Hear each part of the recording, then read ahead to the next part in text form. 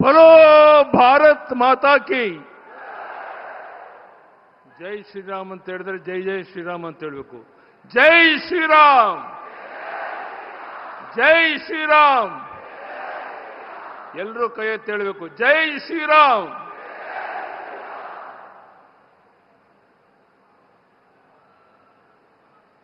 भारत के लोकप्रिय प्रधानमंत्री जी को आदर के साथ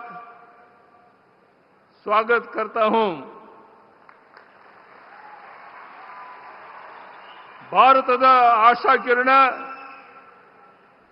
ಯುವಕರ ಕಣ್ಮಣಿ, ವಿಶ್ವ ನಾಯಕರಾದಂಥ ಸನ್ಮಾನ್ಯ ಶ್ರೀ ನರೇಂದ್ರ ಮೋದಿಜಿಯವರನ್ನು ನೋಡಲು, ಅವರ ಮಾತನ್ನು ಕೇಳಕ್ಕೆ ಲಕ್ಷ ಲಕ್ಷ ಸಂಖ್ಯೆಯಲ್ಲಿ ತಾವೆಲ್ಲ ಬಂದಿದ್ದೀರಾ. ವೇದಿಕೆ ಮೇಲಿರುವಂಥ ಎಲ್ಲ ಹಿರಿಯ ಮುಖಂಡರೇ, ಮಾಧ್ಯಮದ ಸ್ನೇಹಿತರೆ, ಸನ್ಮಾನ್ಯ ಮೋದಿಜಿಯವರು ಸರ್ವ ಜನಾಂಗದ ಶಾಂತಿಯ ತೋಟವಾದ ಕರ್ನಾಟಕದಲ್ಲಿ ಚುನಾವಣಾ ರಣಕಹಳೆಯನ್ನು ಮೊಳಗಿಸಿದ್ದಾರೆ. ಇದು ಅವರಿಗೆ ನಮ್ಮ ಕರ್ನಾಟಕದ ಮತದಾರರ ಮೇಲೆ ಇರುವಂಥ ನಂಬಿಕೆಯನ್ನು ತೋರಿಸುತ್ತೆ. ಮೊನ್ನೆ ತಾನೇ ಕಲಬುರಗಿಗೆ ಬಂದು ಲಕ್ಷಾಂತರ ಜನ ಸೇರಿದಂಥ ಸಭೆಯಲ್ಲಿ ಅವರು ಮಾತನಾಡಿ ಹೋಗಿದ್ರು. ನರೇಂದ್ರ ಮೋದಿಜಿಯವರ ನೇತೃತ್ವದ ಸರ್ಕಾರ ಕೇವಲ ಚುನಾವಣೆಗೆ ಕೆಲಸ ಮಾಡುವಂಥ ಸರ್ಕಾರ ಅಲ್ಲ. ದಿನದ 24 ಗಂಟೆ, ವರ್ಷದ 365 ದಿನಗಳ ಕಾಲ ಗಡಿಯನ್ನು ಸುರಕ್ಷಿತವಾಗಿಡೋದಕ್ಕೆ ಅತ್ಯಾಧುನಿಕ ರಕ್ಷಣಾ ಸಾಮಗ್ರಿಗಳನ್ನು ಒದಗಿಸ್ತಾ ಇದೆ. ಅದೇ ರೀತಿ ಭಾರತದ ಬೆನ್ನೆಲುಬಾಗಿರುವ ರೈತ ಬಾಂಧವರಿಗೆ ಕಿಸಾನ್ ಸನ್ಮಾನ್ ಯೋಜನೆಯಡಿ ಪ್ರತಿ ವರ್ಷ 6,000 ರೂಪಾಯಿಗಳನ್ನು ನೇರವಾಗಿ ಅವರ ಖಾತೆಗೆ ಜಮಾ ಮಾಡಿ ರೈತ ಮಿತ್ರರ ಮೊಗದಲ್ಲಿ ಮಂದಹಾಸವನ್ನು ಮಾಡಿಸುವಂತ ಕೆಲಸ ಮಾಡಿದ್ದಾರೆ. ಕೇಂದ್ರ ಸರ್ಕಾರ 6,000 ಕೊಟ್ಟರೆ, ನಾನು ಮುಖ್ಯಮಂತ್ರಿ ಆಗಿದ್ದಾಗ ನಾನು ಸಹ 4,000 ಕೊಟ್ಟು 10,000 ಕೊಡ್ತಾ ಇದ್ದೋ. ಆದರೆ ಈ ಸರ್ಕಾರ, ರಾಜ್ಯ ಸರ್ಕಾರ ಕೊಡ್ತಿದ್ದ 4,000 ನಿಲ್ಲಿಸಿರುವುದು ನಿಮಗೆಲ್ಲ ಗೊತ್ತಿರುವಂಥ ಸಂಗತಿ. ಕಾಶ್ಮೀರದ ಸ್ವಾಯತ್ತತೆಗೆ ಕಂಟಕವಾಗಿದ್ದ ಆರ್ಟಿಕಲ್ 370 ರದ್ದುಗೊಳಿಸಿ ಅಖಂಡ ಭಾರತದ ಕನಸಿಗೆ ನೀರೆರೆದಿದ್ದಾರೆ. ಕೋಟ್ಯಾಂತರ ಹಿಂದೂಗಳ ಕನಸಾದ ಶ್ರೀರಾಮ ಮಂದಿರವನ್ನು ಯಾವುದೇ ಕೋಮು ಸಂಘರ್ಷಕ್ಕೆ ಆಸ್ಪದವಿಲ್ಲದಂತೆ ಸರ್ವೋಚ್ಚ ನ್ಯಾಯಾಲಯದ ಆದೇಶದ ಬಳಿಕವೇ ನಿರ್ಮಾಣ ಮಾಡಿದ್ದಾರೆ. ಕೊರೋನಾ ಮಹಾಮಾರಿ ನಂತರ ವಿಶ್ವದ ಅನೇಕ ರಾಷ್ಟ್ರಗಳು ಆರ್ಥಿಕವಾಗಿ ಹಿನ್ನಡೆ ಅನುಭವಿಸಿದ್ದೇವೆ. ಆದರೆ ಪ್ರಧಾನಿ ಶ್ರೀ ನರೇಂದ್ರ ಮೋದಿಜಿಯವರ ದಿಟ್ಟ ಹಾಗೂ ದೂರದೃಷ್ಟಿಯ ಪರಿಣಾಮ ಇಂದು ಭಾರತ ವಿಶ್ವದ 5ನೇ ಬಲಿಷ್ಠ ಆರ್ಥಿಕ ಶಕ್ತಿಯಾಗಿ ಮುನ್ನಡೀತಾ ಇದೆ. ಇನ್ನು ಕೆಲವೇ ವರ್ಷಗಳಲ್ಲಿ 3ನೇ ಬಲಿಷ್ಠ ಆರ್ಥಿಕ ಶಕ್ತಿಯಾಗಿ ಹೊರಹೊಮ್ಮಲಿದೆ. ಇಂತಹ ಶ್ರೇಷ್ಠ ನಾಯಕರು ಕಳೆದ 10 ವರ್ಷಗಳ ಅವಧಿಯಲ್ಲಿ ಒಂದೇ ಒಂದು ದಿನ ವಿಶ್ರಾಂತಿಯನ್ನು ಪಡೆಯದೇನೆ ದೇಶದ ಹಿತಕ್ಕಾಗಿ ಕರ್ತವ್ಯ ನಿರ್ವಹಿಸ್ತಾ ಇರುವ ನರೇಂದ್ರ ಮೋದಿಜಿಯವರು ಇವತ್ತು ನಮ್ಮ ಶಿವಮೊಗ್ಗಕ್ಕೆ ಬಂದಿದ್ದಾರೆ. ಕಳೆದ ಸಾರಿ ಬಂದಾಗ ನರೇಂದ್ರ ಮೋದಿಯವರು ಶಿವಮೊಗ್ಗದ ವಿಮಾನ ನಿಲ್ದಾಣದ ಜೊತೆಗೆ ಕೇಂದ್ರ ಸರ್ಕಾರದ ಹಲವು ಯೋಜನೆಗಳನ್ನು ಉದ್ಘಾಟಿಸಿದರು. ಯೋಜನೆಗಳಿಂದಾಗಿ ಮಲೆನಾಡಿನಲ್ಲಿ ಆರ್ಥಿಕ ಚಟುವಟಿಕೆಗಳು ಗರಿಗೆದರಿವೆ ಎಂಬುದು ಸುಳ್ಳಲ್ಲ. ಈಗಾಗಲೇ ತಿಳಿಸಿರುವಂತೆ ಮಲೆನಾಡಿನ ಹೆಬ್ಬಾಗಲಾದಂಥ ಶಿವಮೊಗ್ಗ ಲೋಕಸಭಾ ಕ್ಷೇತ್ರದಲ್ಲಿ ಕಳೆದ 15 ವರ್ಷಗಳಲ್ಲಿ ಆಗಿರುವಂಥ ಅಭಿವೃದ್ಧಿಯನ್ನು ತಾವೆಲ್ಲ ಕಣ್ಣಾರ ನೋಡಿದ್ದೀರಾ.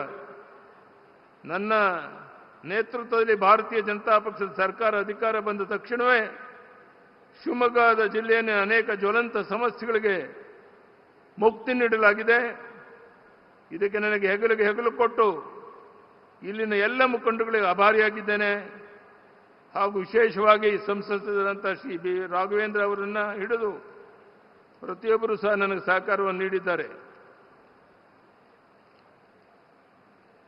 ಬಂಧುಗಳೇ, ಇವತ್ತು ಮಾಜಿ ಪ್ರಧಾನಿ ದೇವೇಗೌಡರು ದೂರವಾಣಿ ಮೂಲಕ ಮಾತನಾಡಿದ್ರು. ಯಡಿಯೂರಪ್ಪನವರೇ, ನಾನು ಸಹ ಶಿವಮೊಗ್ಗ ಬೇರೆ ಎಲ್ಲ ಕಡೆ ಬರ್ತೇನೆ, ಬಿಜೆಪಿ ಜೆಡಿಎಸ್ ಸೇರಿ 28ಕ್ಕೆ 28 ಲೋಕಸಭಾ ಕ್ಷೇತ್ರವನ್ನು ಗೆದ್ದು ಪ್ರಧಾನಿಯವರಿಗೆ ಅರ್ಪಿಸೋಣ. ಈ ಮಾತನ್ನ ಪ್ರಧಾನಿ ನರೇಂದ್ರ ಮೋದಿಯವರು ಹೇಳಿದ್ದಾರೆ. ಇಂಥ ಒಂದು ವಿಶೇಷವಾದ ಸಂದರ್ಭದಲ್ಲಿ ಪ್ರಧಾನಿ ನರೇಂದ್ರ ಮೋದಿಜಿಯವರ ಮಾತನ್ನು ಕೇಳಕ್ಕೆ ತಾವೆಲ್ಲ ಕಾತುರತೆಯಿಂದ ಕುಂತಿದ್ದೀರಾ. ನಮ್ಮ ಗೌರವಾನ್ವಿತ ಪ್ರಧಾನಮಂತ್ರಿಗಳು ಇಂದು ನಮ್ಮಲ್ಲಿಗೆ ಬಂದಿದ್ದಾರೆ. ಕರ್ನಾಟಕದ ಅಭಿವೃದ್ಧಿ ನಿಟ್ಟಿನಲ್ಲಿ ಮೋದಿಜಿಯವರು ಕೈಗೊಂಡ ಎಲ್ಲ ನಿರ್ಧಾರಗಳಿಗಾಗಿ ನಾವು ಪ್ರಧಾನಿಯವರಿಗೆ ಕೃತಜ್ಞತೆಯನ್ನ ನಾಡಿನ ಜನರ ಪರವಾಗಿ ಸಲ್ಲಿಸ್ತೇನೆ. ಗೌರವಾನ್ವಿತ ಪ್ರಧಾನಮಂತ್ರಿಗಳು ರಾಜ್ಯಕ್ಕೆ ಆಗಮಿಸಿದಾಗ ವೇದಿಕೆಯಿಂದಲೂ ಕನ್ನಡ ಮಾತನಾಡಲು ಪ್ರಯತ್ನಿಸುತ್ತಿದ್ದಾರೆ. ಇದು ನಮ್ಮ ಭಾಷೆಯ ಮೇಲೆ ಅವರಿರುವ ಪ್ರೀತಿ ವಿಶ್ವಾಸಕ್ಕೆ ಕಾರಣ ಅನ್ನೋ ಮಾತನ್ನು ಹೇಳಕ್ಕೆ ಇಚ್ಛೆಪಡ್ತೇನೆ. ಅವರು ತಮ್ಮ ಭಾಷಣಗಳನ್ನು ಆನ್ಲೈನ್ನಲ್ಲಿ ಕನ್ನಡದ ಭಾಷೆಗೆ ಭಾಷಾಂತರಿಸಲು ಪ್ರಾರಂಭಿಸಿದ್ದಾರೆ.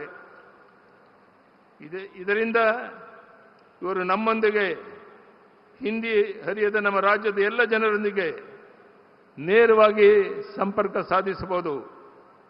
ಇದಕ್ಕಾಗಿ ಎಕ್ಸ್ ಎಂಬ ಆನ್ಲೈನ್ ಜಾಲತಾಣದಲ್ಲಿ ನರೇಂದ್ರ ಮೋದಿ ನಮೋ ಇನ್ ಕನ್ನಡ ಹೆಸರಿನ ಎಕ್ಸ್ ಅಪ್ಲಿಕೇಶನ್ನಲ್ಲಿ ಖಾತೆಯೂ ಇದೆ. A1 ಆರ್ಟಿಫಿಷಿಯಲ್ ಇಂಟೆಲಿಜೆನ್ಸ್ ಸಹಾಯವನ್ನು ಪಡೆಯಲಾಗ್ತಾ ಇದೆ.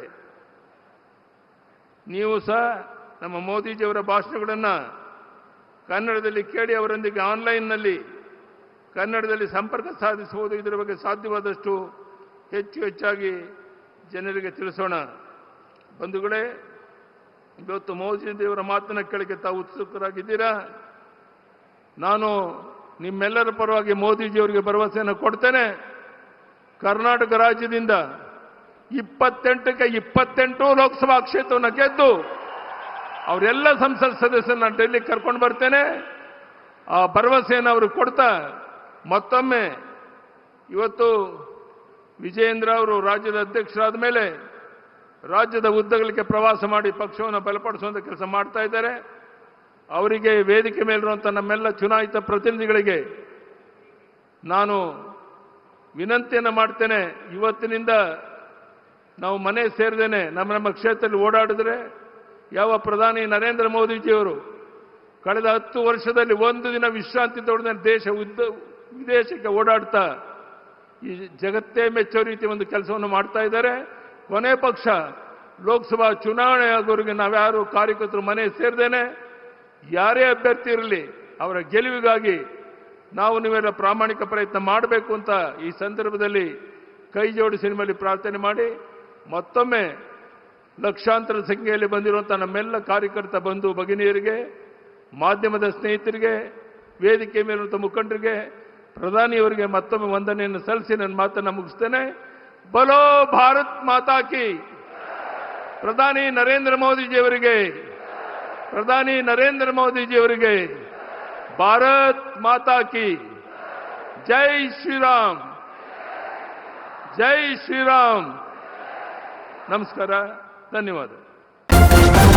ನ್ಯೂಸ್ ಫಸ್ಟ್ ನಿರ್ಭೀತಿಯಿಂದ ನಿಮ್ಮ ಪರವಾಗಿ.